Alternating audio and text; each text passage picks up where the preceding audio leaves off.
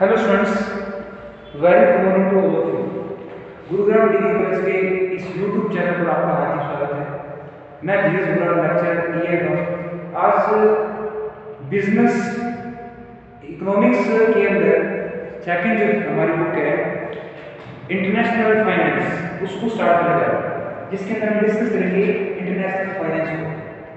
चलिए स्टार्ट करें कि EAFM की सेकंड जो बुक है उसके अंदर ये बीकॉम पार्ट फाइनल ईयर की ये जो क्लास है वो हम लगाने लगे। ठीक है, तो हमारा आज का जो टॉपिक रहेगा स्टूडेंट्स वो रहेगा हमारा, हम एक सिंपल से टॉपिक लेने वाले हैं जो आज की क्लास में हमारा कवर हो जाएगा। तो कल की क्लास में हमने किया था balance of payment and balance of trade. तो आज हम पढ़ेंगे बैलेंस ऑफ पेमेंट की क्या क्या कंसेप्ट है, क्या क्या इंपॉर्टेंस है, वो कवर करेंगे। तो आज मैं करने जा रहा हूं मैं balance of payment concept and importance.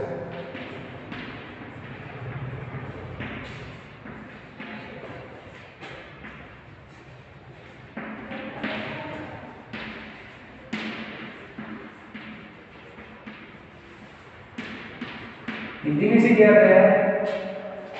भुगतान संतुलन, इसकी अवधारणा और इसका महत्व।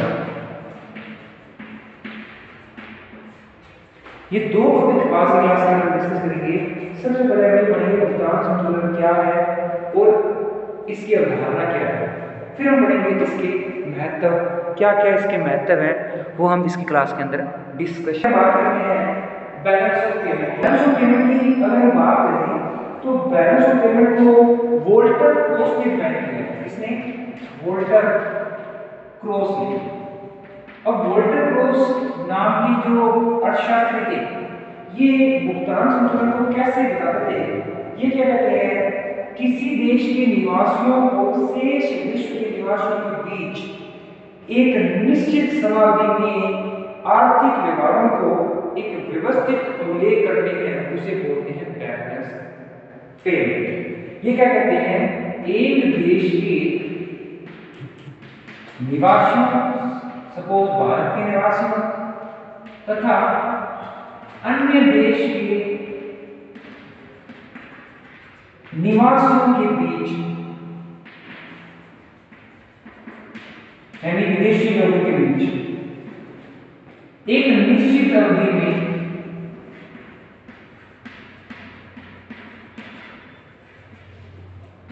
हुए लेन देनों का अभिलेख।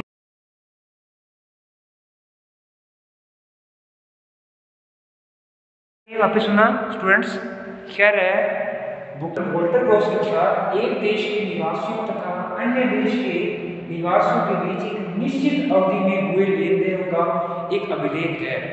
नॉर्मल सी बात है, ये एक ऐसा प्रलेख है जिसके अंतर्गत क्या होता है, एक देश के निवासियों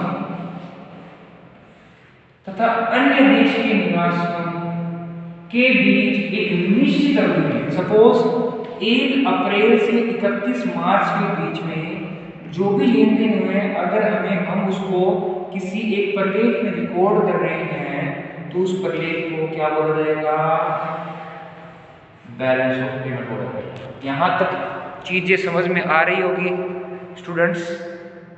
चलिए इसके बाद हम बात करते हैं कि भुगतान संतुलन कितने की विशेषता क्या है। अगर भुगतान संतुलन की विशेषताओं के बारे में चर्चा की जाए तो विशेषताओं को हम डिस्कस कर लेते हैं। तो हम डिस्कस करने वाले हैं विशेषताएं। What is balance payment? तो बैलेंस पेमेंट को अगर हम डिस्कस करें तो एक्सपोर्ट माइनस इंपोर्ट ही होता है, लेकिन बैलेंस ऑफ पेमेंट वस्तुओं और सेवाओं दोनों को शामिल किया जाता है। यानी x माइनस m का मतलब क्या है, बैलेंस ऑफ पेमेंट, BOP। लेकिन x का मतलब यहाँ पर है एक्सपोर्ट और m का मतलब क्या है, इंपोर्ट। ठीक है स्टूडेंट्स, चलिए अब हम बात करते हैं विशेषताओं की। तो सबसे पहली विशेषता है आर्थिक व्यवहारों का अभिलेख।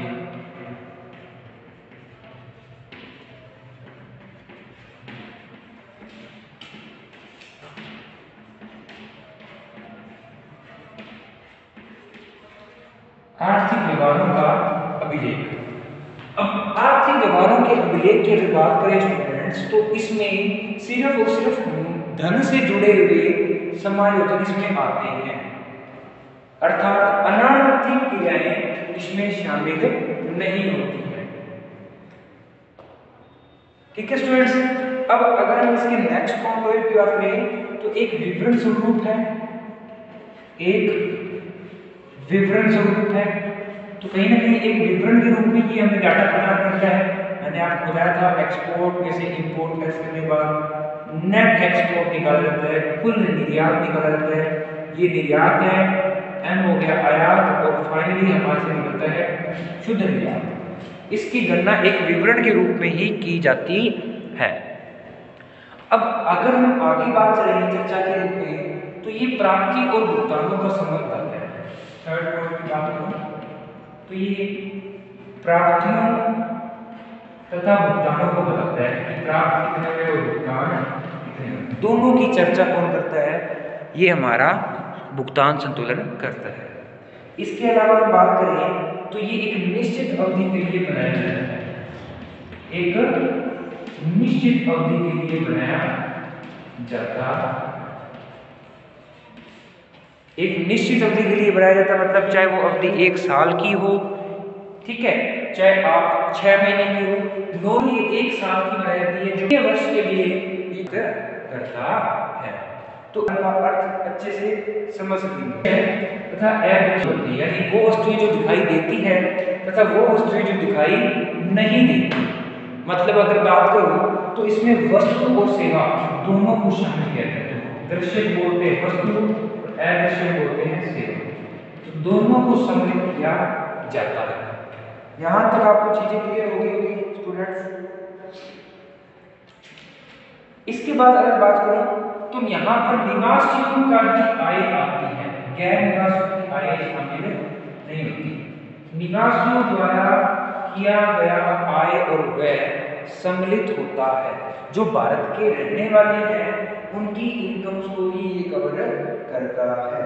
इसके अलावा अगर बात करें भुगतान संतुलन हमेशा संतुलित ही रहता है। क्या रहता है? संतुलित रहता है, सदैव संतुलित।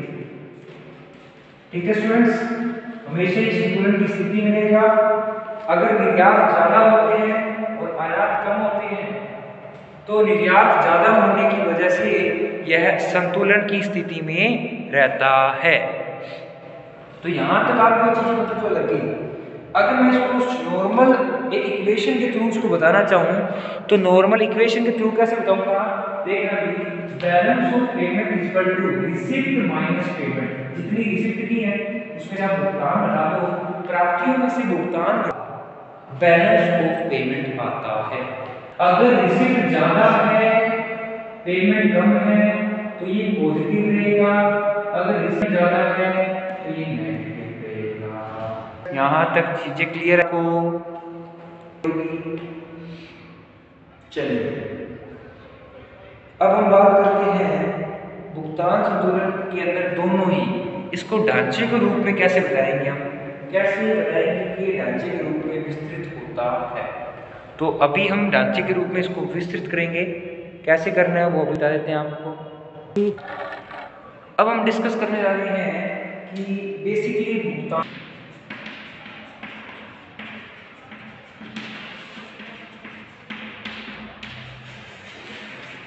इंग्लिश में से बोलते हैं balance of payment, balance of payment statement. तो स्टूडेंट्स बैलेंस ऑफ पेमेंट को कैसे मैनेज करेंगे, इसके लिए आपको 4 कॉलम बनाने पड़ेंगे।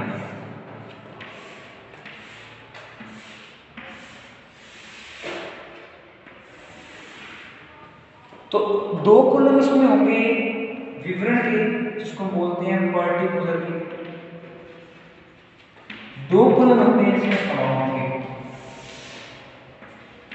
अब यहाँ पर पर्टिकुलर के कॉलम का मतलब क्या है, थोड़ा सा हमें अच्छे से समझना पड़ेगा।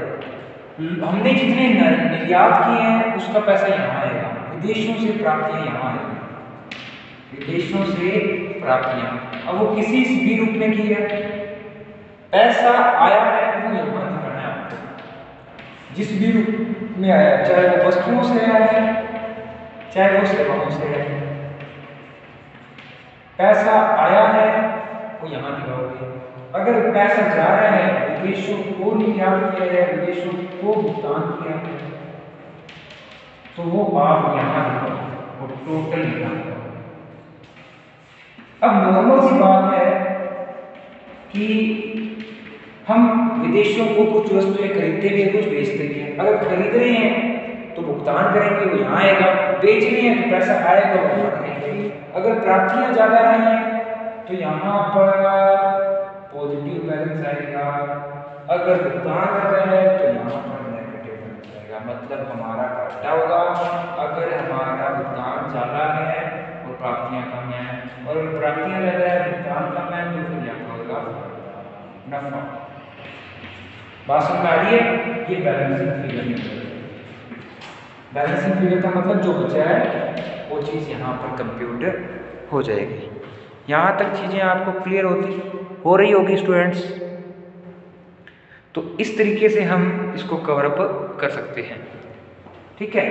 इसके अलावा अगर हम बात करें स्टूडेंट्स, तो इसमें भी भुगतान संतुलन का प्रारूप तो हमने बता दिया, ठीक है। इसके अलावा भुगतान संतुलन को अगर हम मॉडल के रूप में प्रस्तुत करना चाहिए, अगर हम दृश्य व्यापार और अदृश्य व्यापार को देखें तो भुगतान संतुलन की स्थिति का पता लगा सकते हैं। अब देखो दृश्य और अदृश्य की अगर बात करें तो चालू खाता भी बनता है इसके अंदर और पूंजी खाता भी बनता है। चलिए उसको भी पढ़ लेते हैं। हाँ जी, तो अब स्टूडेंट हम बात कर रहे हैं भुगतान संतुलन प्रतिरूप आता है। प्रारूप बनाने के लिए आपके पास प्रतिरूप होना बहुत जरूरी है। प्रतिरूप बोलते हैं मॉडल। अब अगर हम बात करें तो भुगतान संतुलन को दो भागों में बांटा गया है। पहला चालू खाता और फिर आता है आपका पूंजी खाता। अब स्टूडेंट हम बात करते हैं चालू खाते की। तो चालू खाते में आपका मतलब क्या है स्टूडेंट?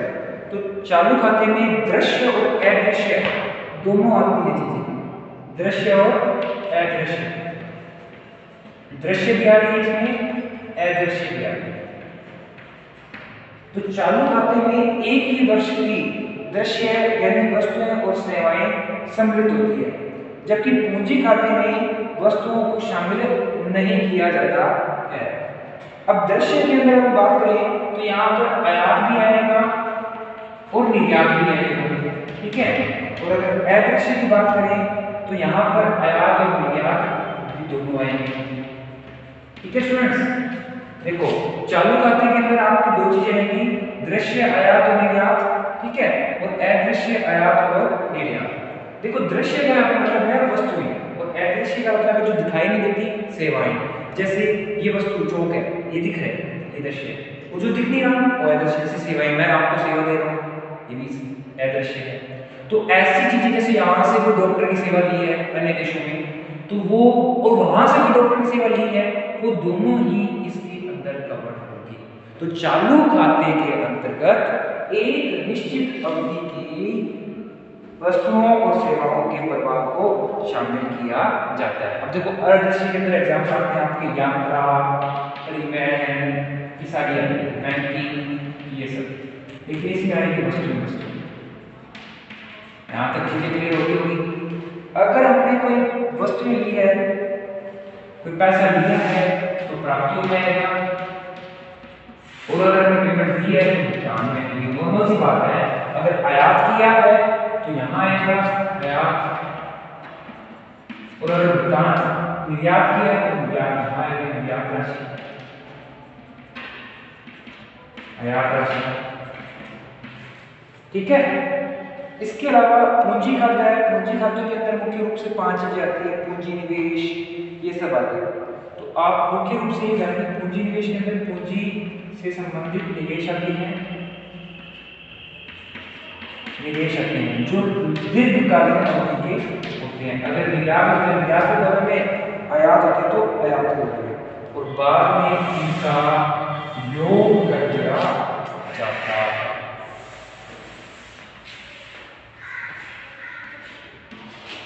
ये योग होने के बाद ये हमारा प्रतिरूप तैयार हो जाता है। तो आज की क्लास के अंदर हम ये डिस्कस कर लिया कि भुगतान संतुलन क्या होता है। भुगतान संतुलन को हमने वोल्टर क्रॉस के शब्दों में पढ़ा, इसके बाद भुगतान संतुलन के बारे में पढ़ा, फिर उसका हमने बैलेंस बनाया, प्रारूप बनाया, अब हमने इसकी क्या किया है, प्रतिरूप किया है। तो आज की क्लास के अंदर हमने इसका प्रतिरूप कर लिया है। इसके अलावा इसकी महत्ता की बात करें तो ये हमारे देश के अंदर बहुत अच्छे रूप में ये महत्व रखता है। और अगर महत्व की हम बात भी कर लें तो महत्व की दृष्टि से ये वस्तुओं और सेवाओं की आयात निर्यात को बल देता है, आर्थिक स्थिति का ज्ञान करता है, देश की चलन और विदेशी की विनिमय की स्थिति का ज्ञान करता है, अवमूल्यन का विदेशी व्यापार पर पड़ने वाले प्रभावों का ज्ञान करता है कि अगर हमारे रुपए की वैल्यू अन्य देशों के रुपए की वैल्यू अन्य देशों की करेंसी से कम हो जाती है तो उसे बोलते हैं अवमूल्यन। मतलब अन्य देश का जो डॉलर है वो महंगा हो जाता है हमारे देश की करेंसी के बदले। तो ऐसी चीज़ों की हमें गणना इसी के माध्यम से की जाती है। और राष्ट्र आय पर पड़ने वाले प्रभावों का ज्ञान हो जाता है, चालू खाते पूंजी खाते का ज्ञान हो जाता है, शोधन क्षमता का ज्ञान हो जाता है, आर्थिक नीतियों के निर्माण में सहायक हो जाती है और आर्थिक समस्याओं के विश्लेषण और समाधान में सहायक हो जाती है। तो इसी तरह की भुगतान संतुलन की हम चर्चा करते रहेंगे। हमारी 2 वीडियोज हो रहेंगे भुगतान संतुलन की, जिसके अंदर भुगतान संतुलन को हम कवर करेंगे। तो हमारे साथ जुड़े रहने के लिए धन्यवाद। हमारी वीडियो पसंद आई है तो लाइक करें, हमारे चैनल को सब्सक्राइब करें और हमारे लेटेस्ट नोटिफिकेशन पाने रहने के लिए हमारे बेल आइकन चैनल के बेल आइकन को दबाते रहिए। ठीक है, थैंक यू, थैंक यू।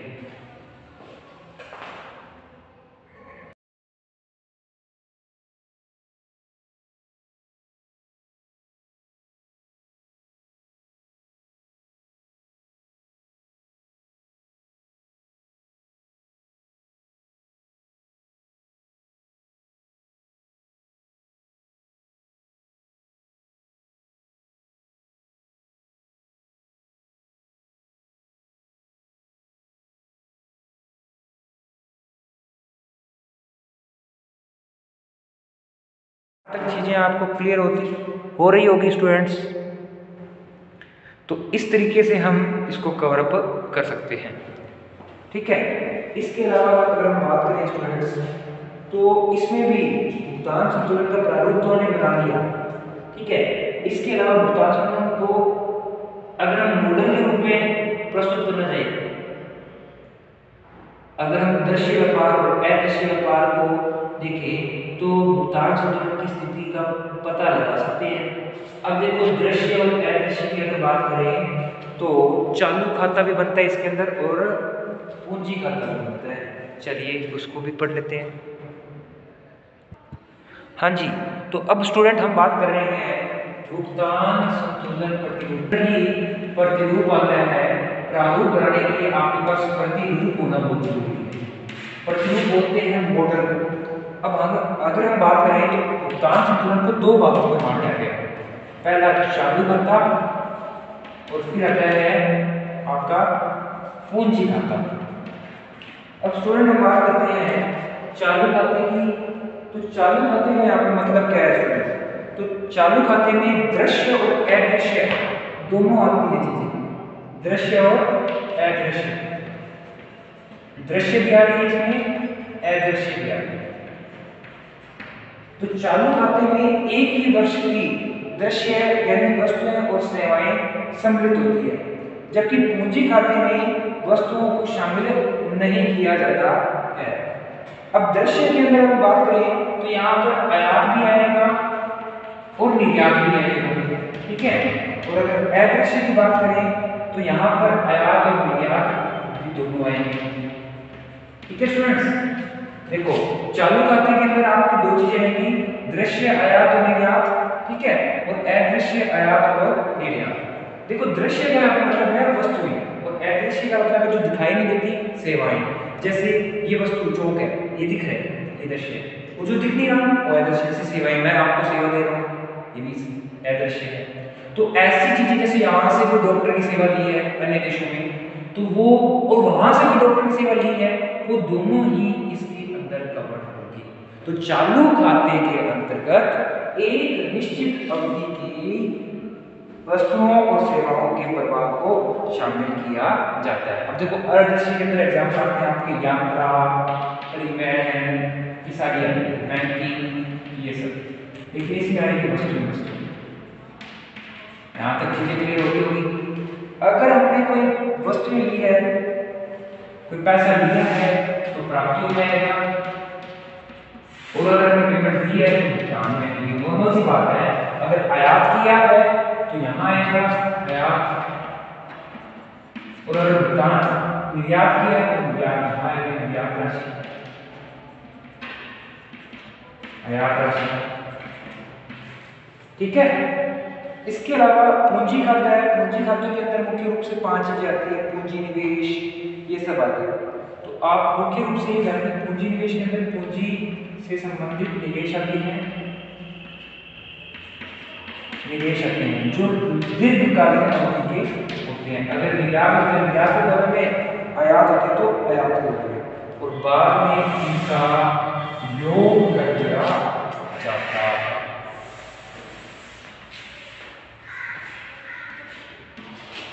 ये योग होने के बाद ये हमारा प्रतिरूप तैयार हो जाता है। तो आज की क्लास के अंदर हम ये डिस्कस कर लिया कि भुगतान संतुलन क्या होता है। भुगतान संतुलन को हमने वोल्टर क्रॉस के शब्दों में पढ़ा, इसके बाद भुगतान संतुलन के बारे में पढ़ा, फिर उसका हमने बैलेंस बनाया, प्रारूप बनाया, अब हमने इसकी क्या किया है, प्रतिरूप किया है। तो आज की क्लास के अंदर हमने इसका प्रतिरूप कर लिया है। इसके अलावा इसकी महत्ता की बात करें तो ये हमारे देश के अंदर बहुत अच्छे रूप में ये महत्व रखता है। और अगर महत्व की अगर हम बात भी कर लें तो महत्व की दृष्टि से ये वस्तुओं और सेवाओं की आयात निर्यात को बल देता है, आर्थिक स्थिति का ज्ञान करता है, देश की चलन और विदेशी की विनिमय की स्थिति का ज्ञान करता है, अवमूल्यन का विदेशी व्यापार पर पड़ने वाले प्रभावों का ज्ञान करता है कि अगर हमारे रुपए की वैल्यू अन्य देशों के रुपए की वैल्यू अन्य देशों की करेंसी से कम हो जाती है तो उसे बोलते हैं अवमूल्यन। मतलब अन्य देश का जो डॉलर है वो महंगा हो जाता है हमारे देश की करेंसी के बदले। तो ऐसी चीज़ों की हमें गणना इसी के माध्यम से की जाती है। और राष्ट्र आय पर पड़ने वाले प्रभावों का ज्ञान हो जाता है, चालू खाते पूंजी खाते का ज्ञान हो जाता है, शोधन क्षमता का ज्ञान हो जाता है, आर्थिक नीतियों के निर्माण में सहायक हो जाती है, और आर्थिक समस्याओं के विश्लेषण और समाधान में सहायक हो जाती है। तो इसी तरह की भुगतान संतुलन की हम चर्चा करते रहेंगे। हमारी 2 वीडियोस हो रहेंगे भुगतान संतुलन की, जिसके अंदर भुगतान संतुलन को हम कवर करेंगे। तो हमारे साथ जुड़े रहने के लिए धन्यवाद। हमारी वीडियो पसंद आई है तो लाइक करें, हमारे चैनल को सब्सक्राइब करें, और हमारे लेटेस्ट नोटिफिकेशन पाने रहने के लिए हमारे बेल आइकन को दबाते रहिए। ठीक है। Thank you.